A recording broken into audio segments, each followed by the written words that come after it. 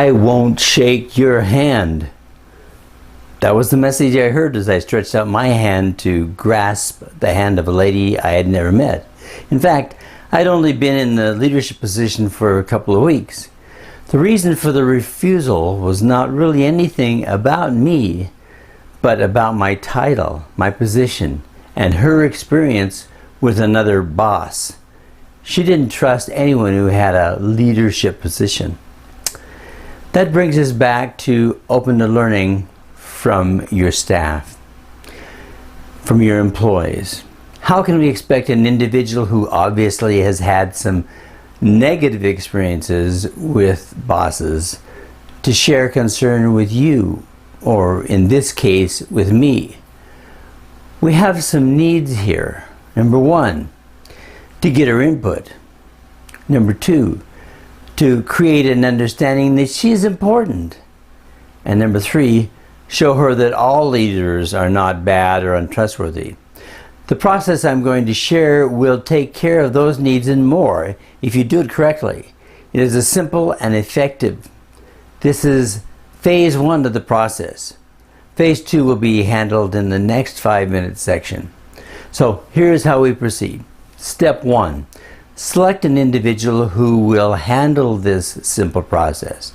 A person most of the staff would consider trustworthy. I like clerical staff to do this kind of a thing. They do a really good job with it. Step 2. Develop this 4-question evaluation tool. And it goes like this. Question number 1. What do you like about the operation that you do not want to be changed?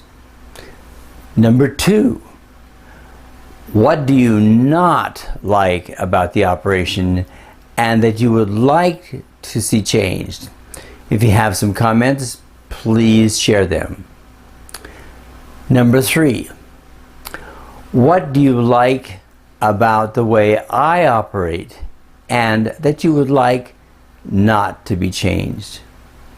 And 4, you may have already guessed, what do you not like about the way I operate and that you would like to see changed? If you have suggestions, please note them. So the step 3 in the process now, after you've gotten the questionnaire up, is to have the individual selected in step 1 a moment ago distribute these questionnaires and be responsible for making sure that everyone has one and that everyone hands one back in. This person should also compile the questionnaires and the answers and give you, if you're the leader, the compiled sheet. If you have a large operation or company or departments, you might want to have the input designated by the different groups so that you can kind of get a little clearer view of what people think where they are. So the questionnaire gets you the most important issues, and because you don't even see the original papers, it helps the people who are doing them not be afraid that they will get into a problem by saying what they really think should be said. As you review the information gathered, there may be comments that reflect something that really is not true from your standpoint.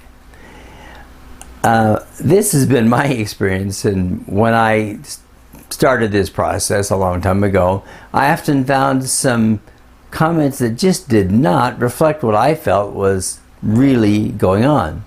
So I kind of chalked them off to a kind of misunderstanding.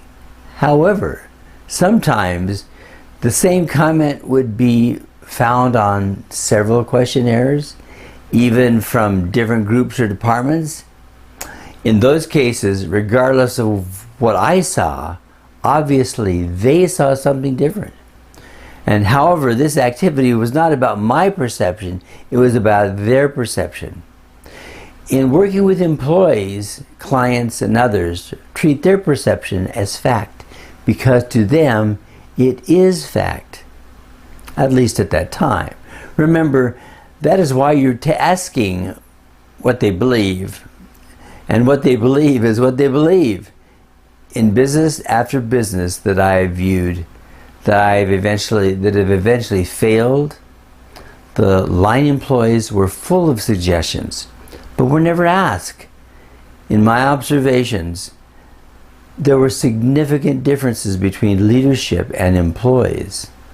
And if leadership would have made themselves aware and considered employee input seriously, at least some of those organizations would have succeeded. Remember that being open to learning is the foundation to your greatest success.